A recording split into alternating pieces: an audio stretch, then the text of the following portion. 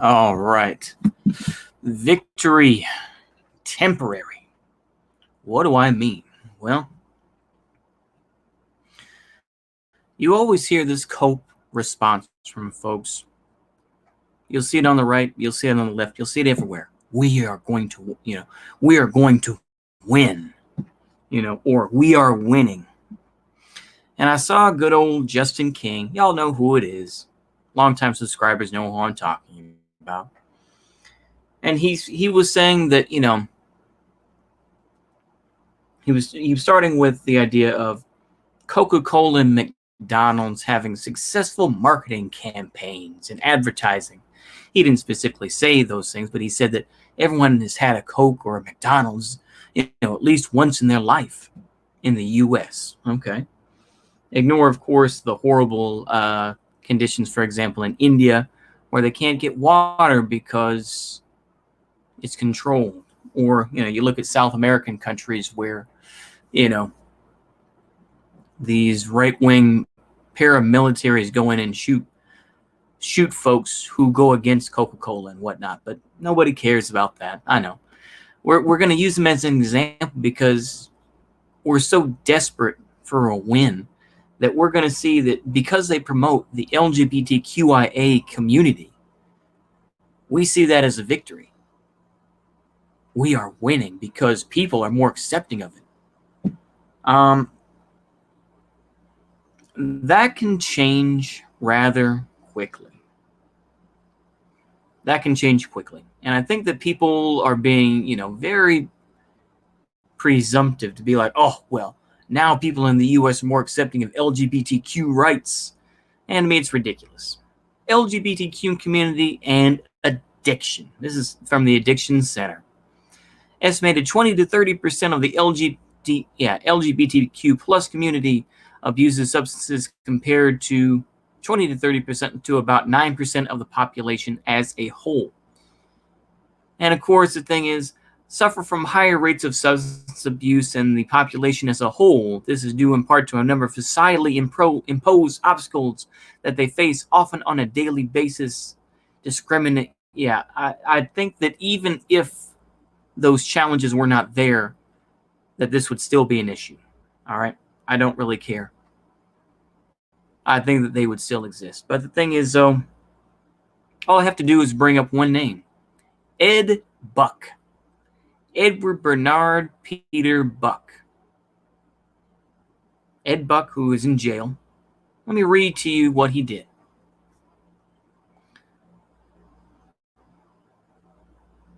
What was his whole thing about?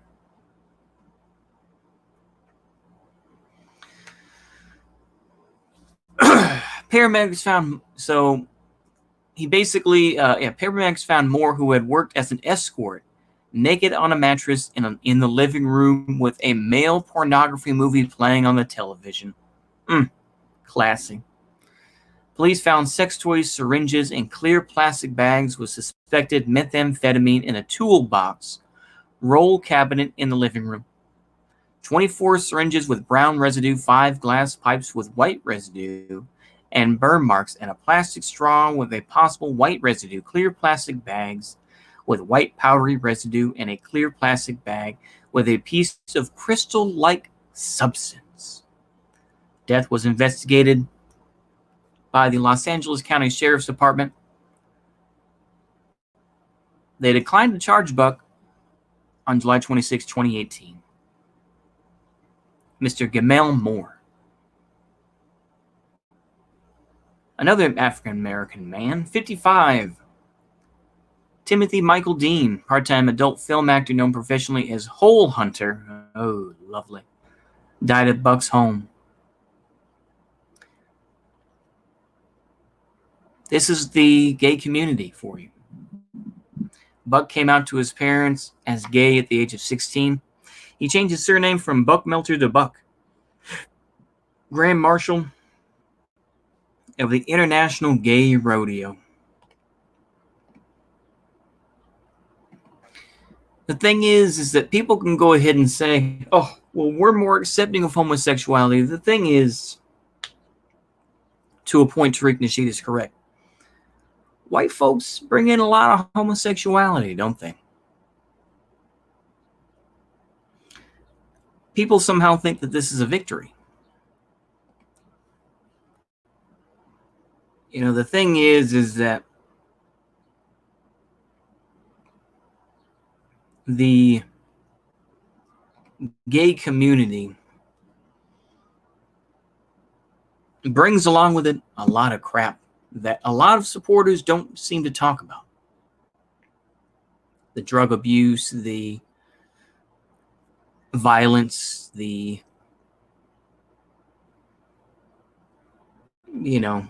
folks who prey upon others, such as Ed Buck. He's not mentioned.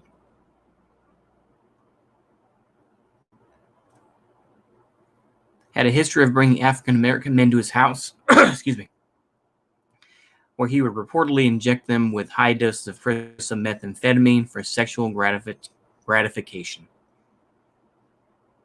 Was arrested and charged with 3 counts of battery, causing serious injury, administering methamphetamine, and maintaining a drug house.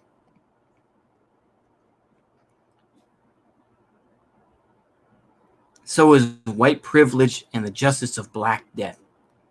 And justice for Black death. Oh boy, here we go. The Advocate.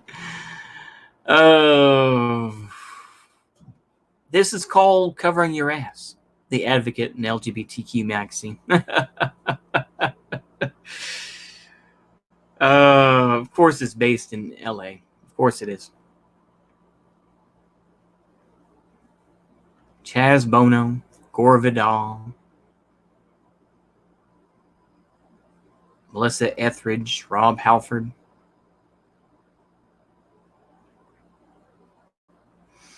See, the thing is that it's not fear of the unknown. Is it people like, Bo the Fifth Column want to say it's fear of the unknown that people don't like, the LGBTQIA stuff. No, it's fear of the known. Whether you want to bring it to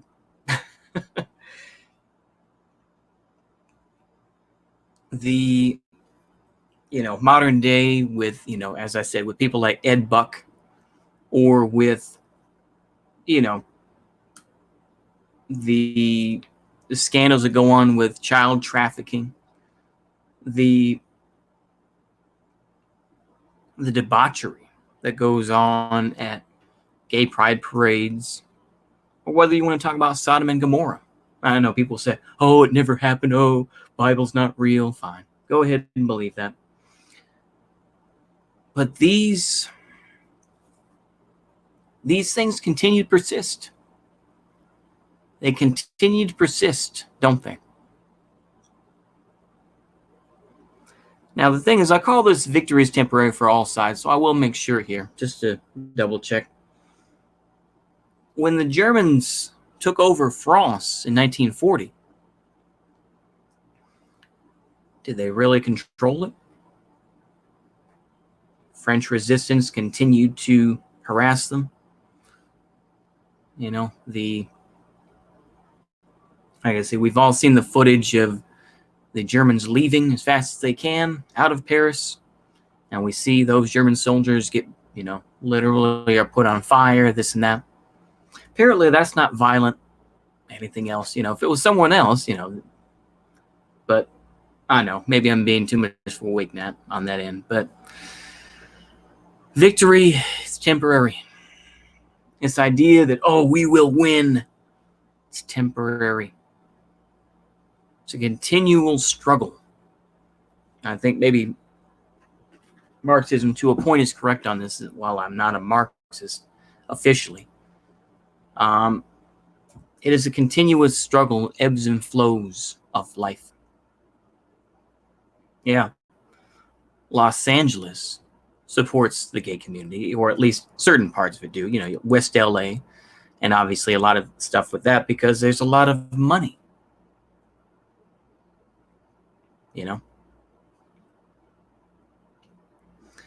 The thing is the victory that people think that they're going to get It's never going to be the way you think it will. This is why I'll advocate for balkanization, but I won't push for a specific ideology. I don't care who lights the wick. I worry about who finishes it, much like the First World War, right? I think I was saying this in the other video, but I'll finish it up here. Nobody remembers Gavrilo Princip and what happened to him, dying in 1918. But they remember the Versailles Treaty. They remember the legacy of that, and Hitler and, the Nazi Party, right? They remember that bit.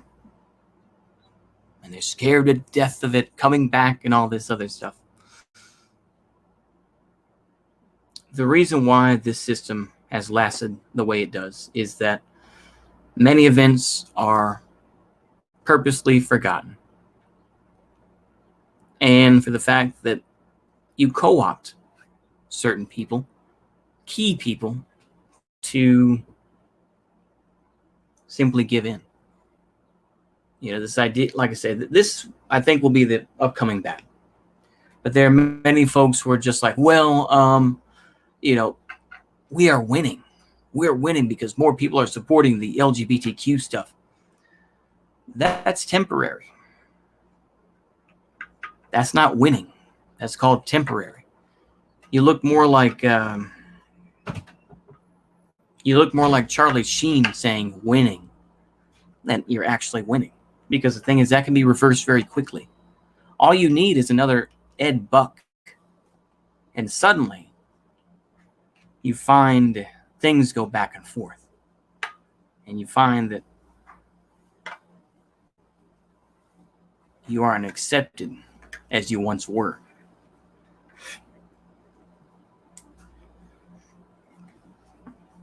So I just want people to think on that for a little bit. When you hear folks say, we are winning, never believe them. Because victory, like many things in this life, are temporary. Fleeting moments where you think that everything is going your way. And then they aren't. That's why in time, hopefully, I will come to the point where I don't expect anything. You shouldn't care about victory, because victory is this illusion. Just because you conquer an area doesn't mean you conquer the people. Doesn't mean you conquer their culture, this and that, right? Continues to come back and fight. You could say the same, you could say what you will about Israel, right? Now, of course, people are very centrist in general, where it's like, we don't want to promote anti-Semitism, but we do support the Palestinians and this and that. And they try to play this centrist bullshit game. It's very cringe, but it's temporary. And you have to be willing to accept that. I think if you're a true revolutionary, you realize that victory doesn't mean anything. It's a sustained, overwhelming control that will have to result from a continued victory. Just because you conquer a piece of land or you get LGBTQ rights, these are things that are built on sand. You're building a foundation in sand. And any little thing can cause that whole structure to fall in on itself, to implode. Be aware of that. That's all I got to say. Hopefully y'all enjoyed that. See you later, and goodbye.